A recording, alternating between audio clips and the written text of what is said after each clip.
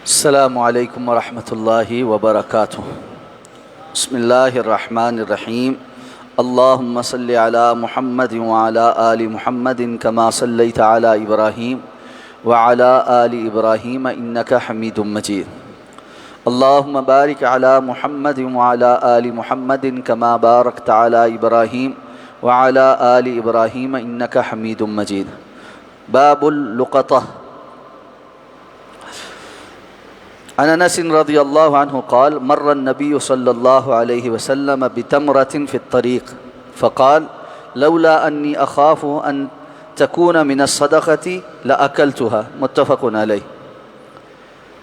لقطہ کا بیان، لقطہ کسے کہتے ہیں ابھی اس پر بات کرتے ہیں۔ حضرت انس رضی اللہ تعالیٰ عنہ فرماتے ہیں کہ جناب نبی کریم صلی اللہ علیہ وسلم نے راستے میں پڑی ایک کھجور کے پاس سے گزرے تو ارشاد فرمایا کہ اگر مجھے اس بات کا اندیشہ نہ ہوتا کہ یہ صدقے کی ہوگی تو میں اس کو ضرور اٹھا کر کھا لیتا۔ یہ حدیث مبارکہ صحیح بخاری اور صحیح مسلم کی متفق علیہ روایت ہے۔ لقطہ کہتے ہیں مال میں سے، یعنی ایسی چیز جس کی خرید و فروخت کی جا سکتی ہو، اس کا کسی جگہ پر مالک کے بغیر پایا جانا، زمین پر گری ہوئی مل جائے، یا کوئی ایسی چیز ہے جیسے چوپایا وغیرہ، وہ ایسے بغیر مالک کے کسی جگہ گھوم پھر رہا ہے، تو ایسی تمام چیزوں کو لقطہ کہتے ہیں۔ اور اس کے پھر باقاعدہ طور پہ احکامات ہیں۔ ہم اس کو کہتے ہیں کہ گمی ہوئی چیز یا گری ہوئی چیز، گم شدہ چیز، تو اس کے پھر احکامات ہیں اس کی قسم کے مطابق۔ تو لقطہ جو ہے اس کے مختلف اقسام ہیں۔ علماء نے اس کی 3 قسمیں بیان کی کہ ایک وہ چیز ہے کہ جس کو گری ہوئی گمشدہ ملی ہے وہ فوراً ہی اس کا مالک بن جاتا ہے، اور جس کی وہ چیز وہاں پر گری ہے اس کو اس کی کوئی پرواہ نہیں ہوتی، کوئی فکر نہیں ہوتی، اور نہ ہی وہ آ کر اس کو تلاش کرتا پھرتا ہے کہ وہ چیز میری گر گئی ہے تو وہ کہاں گری ہے اور جو ہے اس کا پتہ کر۔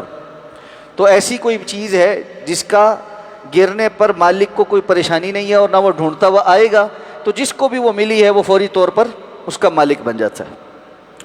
دوسری قسم کی وہ حیوان ہے جو انسان کو چلتا پھرتا کسی جگہ ملا ہے، اس کے پھر آگے احکامات ہیں، وہ انشاءاللہ تفصیل کے ساتھ ہم جانیں گے۔ تیسری قسم جو ان دونوں کے علاوہ ہو، یعنی نہ وہ حیوان ہے اور نہ ہی کوئی اتنی بے قیمت چیز ہے، بلکہ کوئی قیمتی چیز ہے جیسے کوئی زیور ہے یا کوئی نقدی ہے کہ جس کے پیچھے اس کا مالک اس کو تلاش کرتا ہوا آئے گا اور وہ فکر مند ہوگا کہ میرا نقصان ہو گیا ہے، تو اس کے متعلق بھی احکامات علیحدہ علیحدہ ہیں۔ تو ان تینوں قسموں کے علیحدہ علیحدہ احکامات ہیں جو انشاءاللہ آگے احادیث میں ذکر ہوں گے۔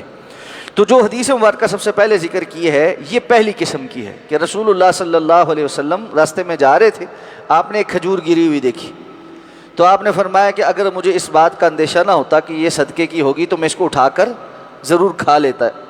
تو پہلا جو مسئلہ ہے کہ آپ صلی اللہ علیہ وسلم چونکہ صدقہ آپ کے لیے اور آپ کی آل کے لیے جائز نہیں تھا، اس لیے اس اندیشے کی بنا پر آپ نے اس کو نہیں اٹھایا کہ کہیں صدقے کی نہ ہو اور غلطی سے آپ وہ صدقے کی چیز استعمال کر لیں۔ دوسری بات کہ رسول اللہ صلی اللہ علیہ وسلم فرمایا اگر مجھے یہ اندیشہ نہ ہوتا، یعنی یقینی بات ہوتی کہ یہ صدقے کی نہیں، پھر میں ضرور اس کو اٹھا کے کھا لیتا۔ یعنی رزق ایسے زمین پر پڑا ہوا اس کو ضائع نہیں ہونے دینا چاہیے۔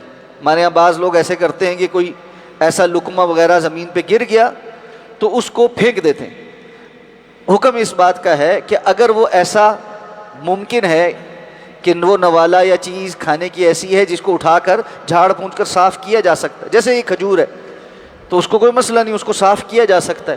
بسا اوقات کوئی کھانے کی چیز ایسی ہوتی ہے لقمہ سالن وغیرہ کہ جس کو اتنی مٹی لگ جاتی ہے یا اس کو صاف کرنا ممکن نہیں، تو اس کو تو آپ نے ڈسپوز آف ہی کرنا ہے۔ لیکن جو چیز اٹھا کر صاف کر کے کھائی جا سکتی ہے، رزق میں سے اس کو پھینک دینا اور اس کی پرواہ نہ کرنا، یہ اسلام کی تعلیم نہیں ہے۔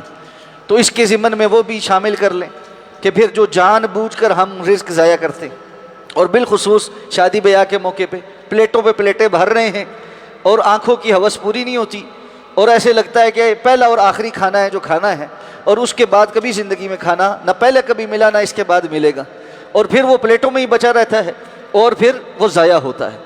یہ بہت بڑا گناہ ہے اور رزق کی بے حرمتی میں سے ہے، اور رزق کی کمی کے اسباب میں سے ایک سبب یہ بھی ہے کہ بندہ اس کی بے حرمتی کرے، تو اس لیے ایسا نہیں کرنا چاہیے۔ بعض خواتین گھر میں سالن پکا کے رکھتی ہیں، پھر وہ پچھلا سالن فریج میں رہتا ہے یہاں تک کہ وہ خراب ہو جاتا ہے، پھر اس کو پھینکا جاتا ہے۔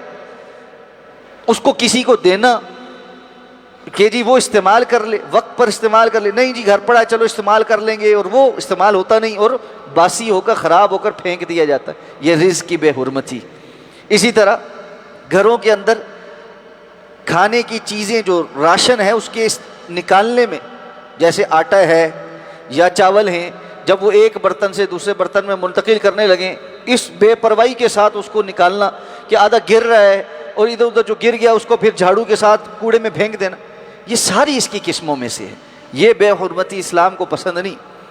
یاد رکھیے کہ ہم ممکن ہے کہ خود ریسورسز کے اعتبار سے اس کو افورڈ کر سکتے ہوں، کہ ضائع بھی کر دیا تو کیا ہے ہمارے پاس تو بہت ہے، لیکن اسلام کا مزاج یہ نہیں ہے کہ آپ اسلام کی دی ہوئی نعمتوں کو اس طرح ضائع کرتے پھریں۔ اگر آپ کے پاس اضافی ہے دوسروں تک پہنچائیں جن کے پاس نہیں ہے۔ یسألونک ماذا ينفقون قل العفو، یہ آپ سے پوچھتے ہیں کہ کیا خرچ کریں، آپ فرمائیں اپنی ضرورت سے زیادہ خرچ کر۔ تو اگر ضرورت سے زیادہ ہے تو آپ دوسروں کو دے دیں، ضرورت سے زیادہ اپنی پلیٹ میں مت نکالیں، دوسری دفعہ جا کر لے لیں، تیسری دفعہ جا کر لے لیں۔ اصل میں خوف کیا بیٹھا ہوتا ہے؟ خوف یہ بیٹھا ہوتا ہے دوسری دفعہ جائیں گے ختم ہو جائے۔ اچھا اگر ختم ہو جائے گا تو کیا ہو جائے؟ مثلاً 4 قسم کی ڈشیں ہیں، اس میں سے ایک ڈش مجھے نہ ملی تو کیا ہوگا؟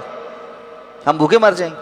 کچھ بھی نہیں ہوگا۔ ایک تو یہ کہ ختم نہیں ہوتا، لیکن اگر ہو بھی گیا ایک لمحے کے لیے سوچیں ہو گیا ختم تو کیا ہوگا؟ کچھ بھی نہیں ہوگا۔ ہمیں وہ چیز کھانے کو میسر نہیں آئے گی تو دوسری اور چیزیں وہ کھا لیں گے۔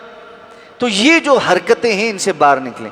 پہلے لوگ کہتے تھے کہ جی یہ جو ان پڑھ طبقہ ہے نا وہ یہ کرتا ہے، ان پڑھ تو جو کرتا ہے، اب تو پڑھے لکھوں کا جو حال ہے، سچی بات یہ ہے کہ اس پر افسوس ہوتا ہے کہ بظاہر پڑھے لکھے لیکن جہالت اندر سے نہیں نکلی ہوتی، اور وہ اس معاملے میں بہت آگے ہوتے ہیں، اور پھر اس مقابلے میں کہ جی سب سے پہلے جا کر ملے، وہ لائن میں ایک دوسرے کو دھکم پیل کر رہے ہیں اور سب کچھ، 5 منٹ صبر سے بیٹھے رہیں، 10 منٹ کے بعد جا کے لے لیں، کیا ہو جائے؟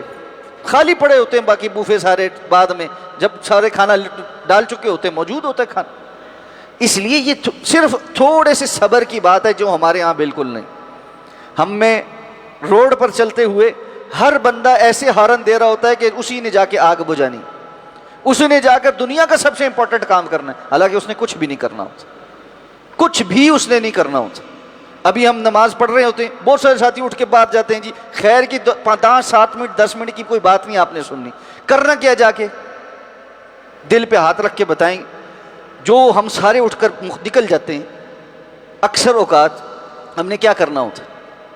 کوئی بہت امپورٹنٹ کام ہے جو ہم نے کرنا ہوتا ہے، کسی کا ہو بھی سکتا ہے لیکن اکثریت کا نہیں ہے۔ صرف کیا ہے؟ ایک مائنڈ سیٹ ہے کہ اف پتہ نہیں کیا ہو گیا۔ اس مائنڈ سیٹ کو ٹھیک کریں۔ یہ ہم نے ایسا بنا لیا جس کی وجہ سے ہم بہت سی خیر سے محروم ہو جاتے ہیں اور بہت ساری شر سمیٹ لیتے ہیں۔ آخری بات جو حدیث مبارکہ سے پتہ چلتی ہے وہ یہ کہ یہ اس قسم میں سے ہے جس کا بندہ فوراً مالک بن جاتا ہے۔ یعنی ایک کھجور کا دانہ، اس کا کسی نے آگے پتہ نہیں کرنا کہ میری کھجور کے بنڈل میں سے ایک دانہ گر گیا ہے، تو اللہ کے رسول نے فرمایا اگر مجھے خدشہ نہ ہوتا کہ یہ صدقے کا ہوگا میں اٹھا کے کھا لیتا، کہ یعنی آپ کو ملا ہے آپ فوراً اس کے مالک بن گئے۔ معمولی چیز ہے، آپ کو پتہ ہے کہ اس کا کسی نے آ کر پتہ نہیں کرنا، تو وہ جس کو ملی ہے وہ اس کو استعمال کر سکتا ہے۔ مزید جو اس کی قسمیں اس پر انشاءاللہ آگے احادیث آئیں گی۔ سبحانک اللہم و بحمدک، نشہد ان لا الہ الا انت، نستغفرک و نتوب۔